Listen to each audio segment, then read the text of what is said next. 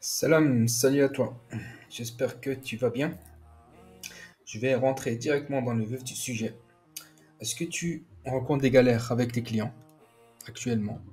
Est-ce que tu cours à chaque fois derrière tes clients pour avoir ton argent? Est-ce que tu en as marre des révisions et des modifications infinies que tes clients te demandent à chaque fois? Etc. etc. etc.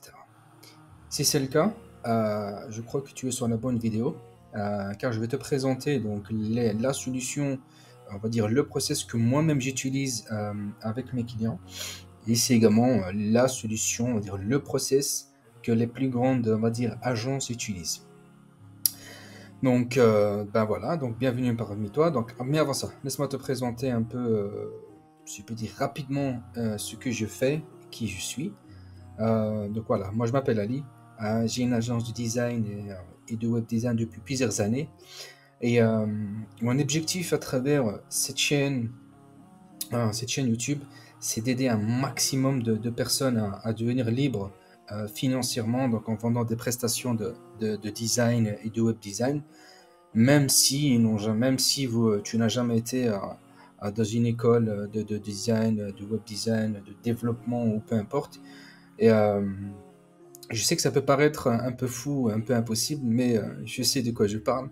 Euh, je suis moi-même électromécanicien de formation et voilà, ça n'a pas été, on va dire, un obstacle pour moi, car aujourd'hui, je peux vendre donc des prestations qui peuvent aller jusqu'à 4 000, 5 000 euros, voire même plus en fonction de certains projets. Donc, je crois que j'en ai assez parlé de moi. Je vais directement ici te présenter les 17 étapes que j'applique donc à la lettre avec mes clients. Euh, J'exagère un peu à la lettre, il peut y avoir des petites modifications, des petites adaptations plutôt, que je vais te présenter au fur et à mesure de cette vidéo. Donc voilà. Bah, tout d'abord, on va commencer par l'étape numéro 1. C'est là, donc ça, je peux rien faire mal. On va commencer par l'étape numéro 1. C'est là, donc ça, je peux rien faire malheureusement pour toi. Je la mets pour que toi, tu puisses visualiser donc l'ensemble des étapes. Donc juste avant que je puisse continuer, reste jusqu'à la fin. Tu verras donc, je t'offre un cadeau qui va vraiment t'aider et qui va vraiment, mais vraiment t'aider. Donc, j'insiste à ce que tu restes jusqu'à la fin de la vidéo. Donc, donc la prise de contact, ça c'est vraiment le jour où tu es avec ton client. Donc, ton prospect plutôt, tu discutes avec lui, tu regardes qu'est-ce qu'il a besoin exactement. Voilà, ici vraiment l'idée c'est d'écouter ce que le client veut, pas ce que toi tu as envie. Donc, je ne vais pas rentrer dans les détails sur ce point-là, je vais directement aller au point 2. Donc ici, on va dire que ton premier contact avec le client donc s'est très bien passé. Il faut que tu envoies le plus rapidement ton devis. Le plus rapidement. Si tu peux l'envoyer sous 2 heures, tu l'envoies sous 2 heures. Mais l'idéal, c'est que tu ne dépasses pas les 48 heures. Franchement, les 48 heures, c'est vraiment le maximum. Si c'est un gros projet qui va demander que je sais pas moi, que tu as certains prestataires pour faire certaines, on va dire tu dois coder certains éléments du site web que tu ne peux pas avoir comme ça, on va dire. Dans ce cas-là, ok. Mais l'idéal, franchement, c'est que dans les moins de 24 heures, ton client reçoive le devis. Donc le plus rapidement possible, c'est très important. Ça prouve à ton client que tu es rapide, que tu peux être efficace, en tout cas, tu donnes une bonne image à ton client. Ensuite ici, on va dire que ton client a accepté ton devis. Ok, on est dans l'étape 3. Il a accepté ton devis, ça l'intéresse, il dit ok. Ici, donc, ce que tu dois faire, c'est établir soit un cahier des charges, soit un SOW, donc un SOW en anglais, c'est Statement of Work. Je te présenterai donc les deux cas de figure. Moi, j'utilise les cahiers des charges vraiment pour on va dire, les gros projets qui demandent pas mal de choses. Et j'utilise donc le Statement of Work, c'est un énoncé travaux que j'envoie ça sous forme de mail.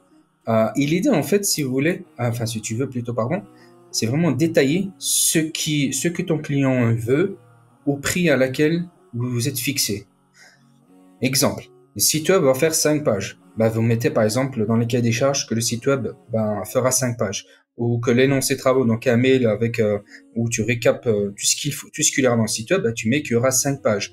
Tu mets qu'il y aura une page d'accueil, une page à propos, une page formulaire de contact. S'il faut que le client demande, je sais pas moi, des particularités, des extensions, ce qu'il faut, par exemple si c'est un site e-commerce, qu'un plugin externe pour gérer les expéditions, etc., doit être installé, il faut le mettre. Donc franchement, c'est vraiment tout détaillé pour que le client ne soit pas, pour que toi-même, enfin, pour que toi et le client, vous savez de quoi vous parlez et vous savez où vous allez. C'est très important.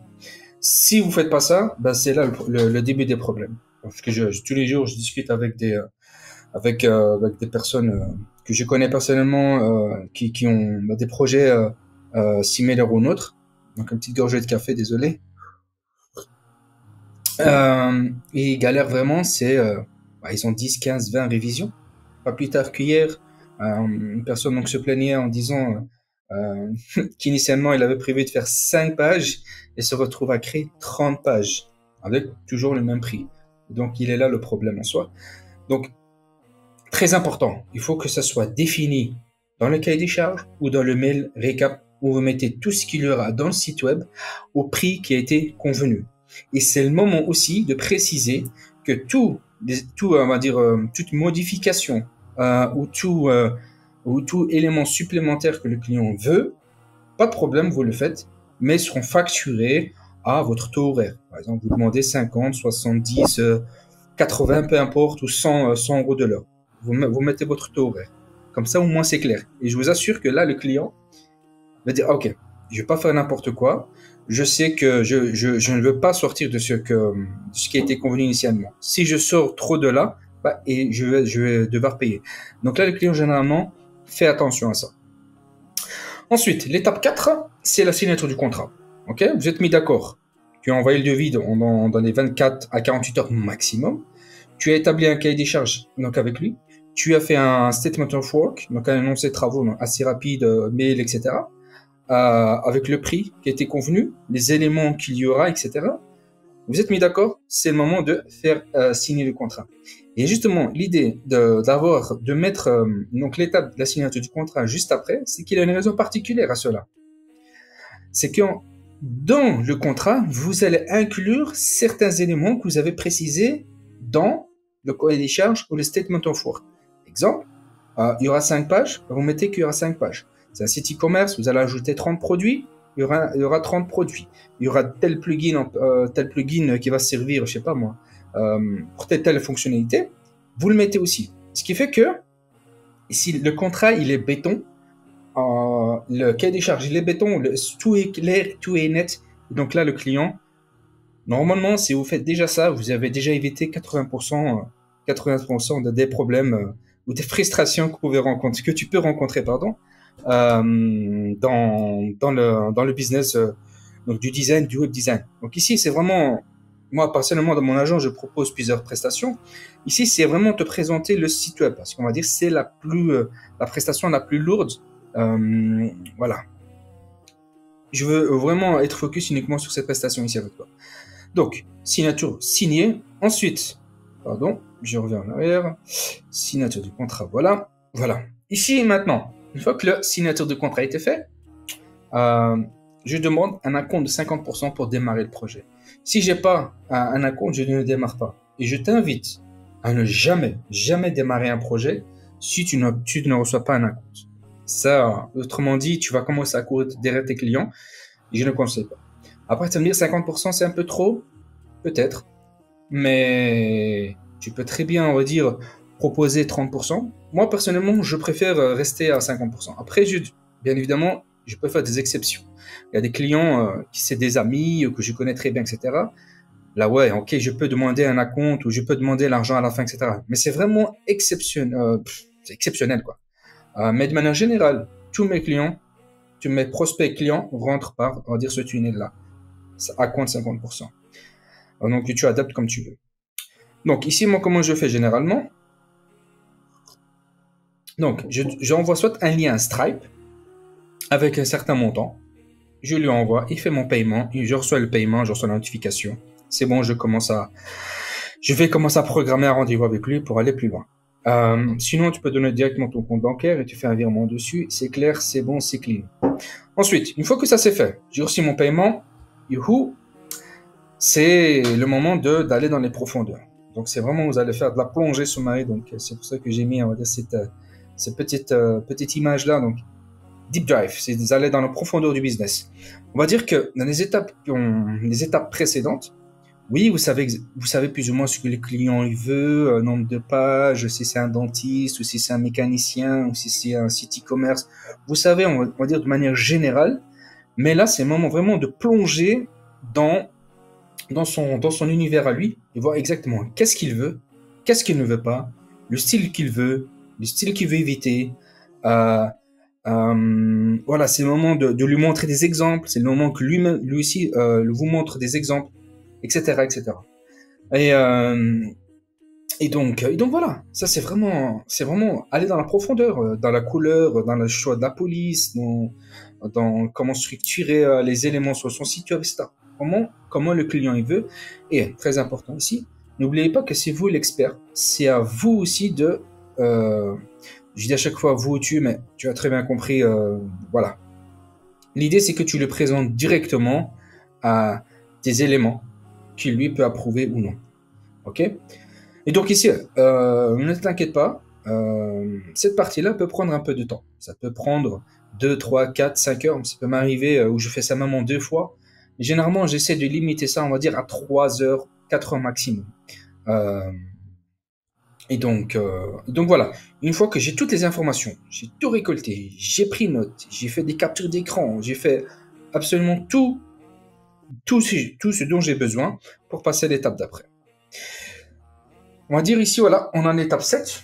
C'est que sur base des éléments que le client, enfin, sur les éléments qu'on a décidé avec le client, je vais soit lui chercher un template ou soit lui préparer une maquette. Je m'explique. Disons qu'un client veut un site pour son restaurant, ok, une pizzeria, on va dire. Donc, qu'est-ce que je vais lui faire? Pizzeria, ok, je vois que c'est un client qui veut quelque chose d'assez basique. Je vais pas trop me prendre la tête avec ça. Et qu'il y a des templates qui sont tout faits, tout beaux, je peux juste aller modifier un petit peu, etc. Donc je fais quoi? Je vais prendre un template, je le présente le template, je dis voilà, sur base des éléments qu'on a discutés, voici un template, est-ce que ça te parle? Ok? S'il me dit oui, oui, non, non, ça je veux modifier ça, bref, vous prenez note de ce qu'il va dire. Mais en tout cas, l'idée, à cette étape-ci, c'est de faire valider le template. Si vous dites oui, ensuite, vous pouvez foncer et bosser dessus. Mais si c'est pas le cas, par exemple, vous travaillez sur du sur-mesure. Moi, c'est ce que je fais généralement, c'est que du sur-mesure. Je vais aller créer une maquette, donc sur Figma ou Adobe XD, mais moi, généralement, c'est Figma. Donc, je vais préparer la maquette, je vais faire tout le design sur base de ce qui va, sur base de ce qu'on s'est déjà mis d'accord aussi que le client il veut. Une fois que ça c'est fait, je présente la maquette, toute faite. Ok, je mets du contenu, mais on va dire c'est du contenu vide, mettre du l'orep, du latin, là, voilà. Bref, vous mettez du contenu, on va dire fictif, et basta, c'est bon. Ensuite, une fois que vous arrivez à ce stade-là, le client a validé la template ou bien la maquette, vous allez lui demander le contenu. Qu'est-ce que je veux dire par contenu?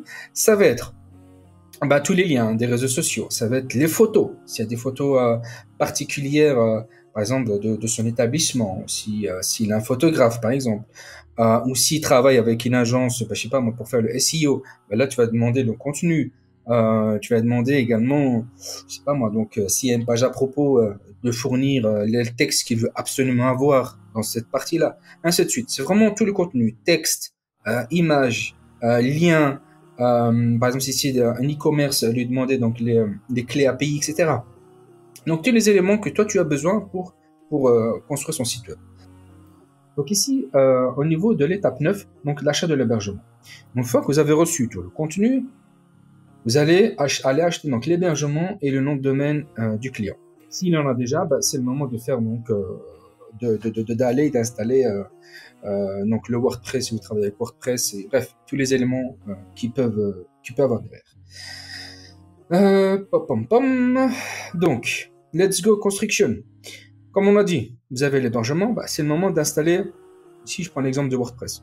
Vous installez tout WordPress, vous installez les thèmes, vous créez les pages, les formulaires. Bref, la construction.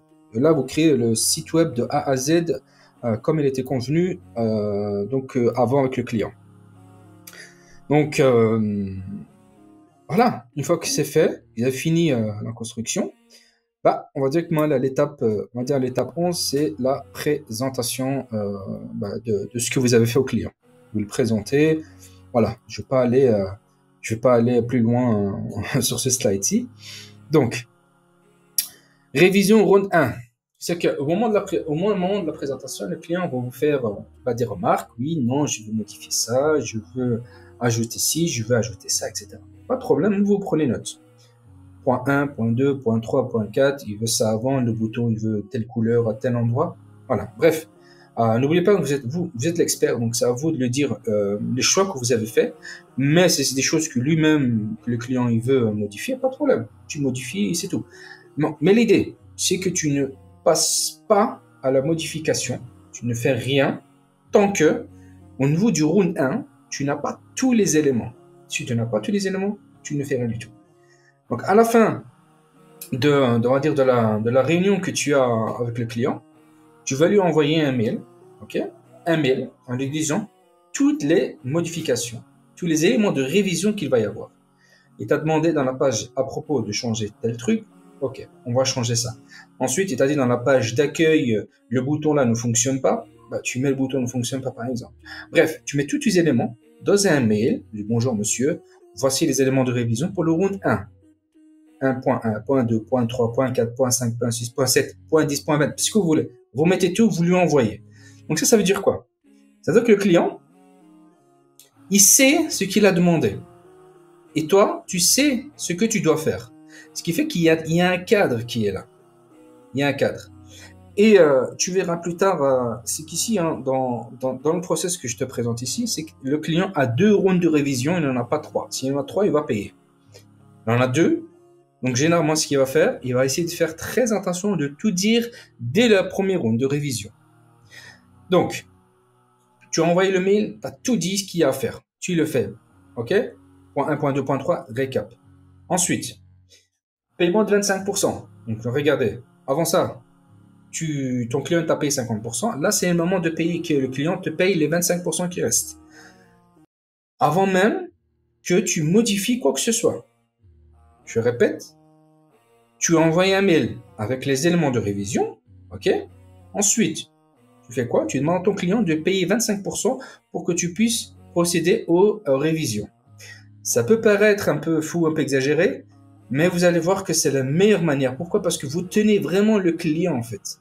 Si le client ne fait pas si le client ne paye pas, je ne fais pas. Ce qui fait que vous êtes toujours le client est toujours cadré, et entre guillemets, si je peux dire ça comme ça, c'est que tu montres que c'est toi le patron et non le client. Voilà, j'exagère un peu l'élément ici, je caricature un peu trop, voilà. Mais tu as compris le principe. Tu payes les 25%, ok, donc là, ça va faire un total de 75 ou 75 pour les Belges, donc 75-75% de paiement total, au total, hein, ok.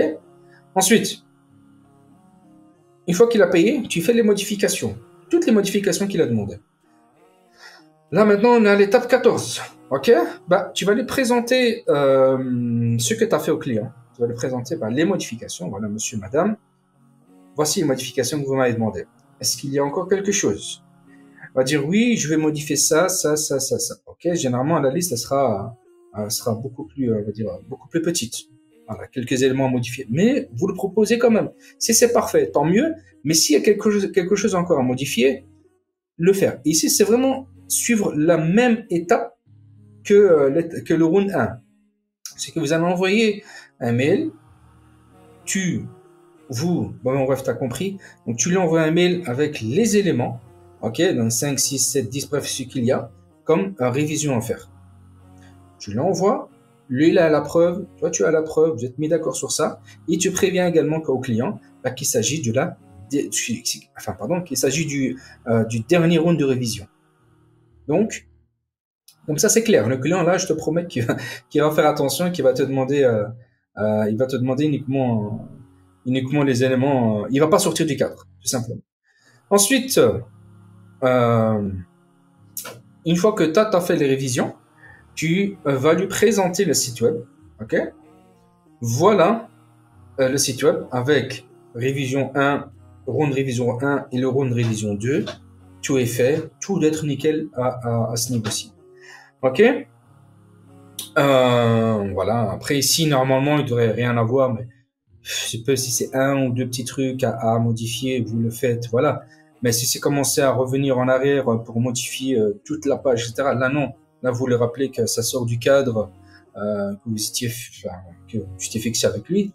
Donc là, tu peux lui demander une facturation pour ce travail-là. Après, tout dépend de la relation que tu as avec le client, bien sûr. Donc, ici, tout à la fin, donc c'est la 16e étape, donc c'est l'avant-dernière. Ce que tu vas demander le dernier paiement, donc c'est vraiment le solde de la prestation. Donc, comme on avait dit, c'était 75, donc il reste encore 25. Donc là, il te paye les 25%. Et une fois que tu payes les 25%, là, 2 petites secondes, là, tu vas lui livrer le site web. Quand je veux dire livrer, c'est-à-dire que tu vas lui fournir tous les accès. Tu lui envoies un mail avec les accès du site web, donc du login, du mot de passe, etc. Jusqu'à présent, tu ne fournis pas, en fait. Jusqu'à la 16e étape, tu ne fournis rien au client. Jusqu'une fois qu'il a les accès du site web, il a tout, tu n'as aucun pouvoir. Ça, retiens-le. Donc ici, l'idée, c'est que la balle soit toujours de ton côté à toi.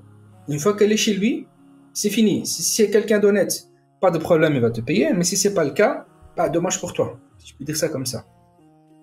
Donc, donc voilà, livraison, il vous a payé tout à 100%. Vous l'envoyez donc les actes des sites web. S'il faut lui faire également une petite formation sur comment utiliser le site web, voilà, les éléments qu'il doit faire, comment modifier une page, comment traiter ses sites e-commerce, comment gérer les commandes, les retours, etc. Vous le faites, sa petite formation qu'il faut faire et qui c'est inclus dans le contrat, pas de problème, tu le fais. Et donc voilà, on arrive tout doucement à la fin.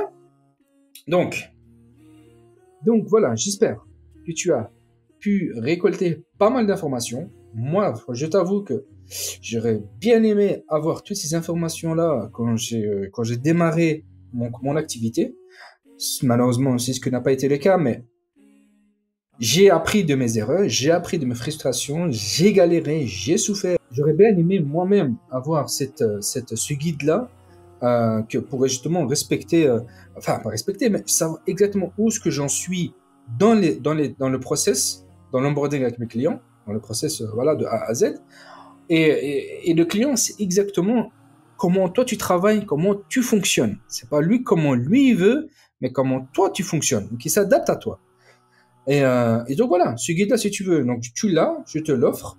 Il suffit juste de t'inscrire et je te l'envoie. Modifiable, tu fais ce que tu veux avec. Bien évidemment, je ne veux pas que tu le revendes ou que voilà, ça reste pour toi, bien évidemment. Donc, prends soin de toi et n'hésite pas. Si tu as des questions, à m'en faire part. Donc, je t'aiderai avec plaisir. Et puis voilà. À la prochaine et prends soin de toi. Ciao, ciao. Salam, salut, salam alaikum.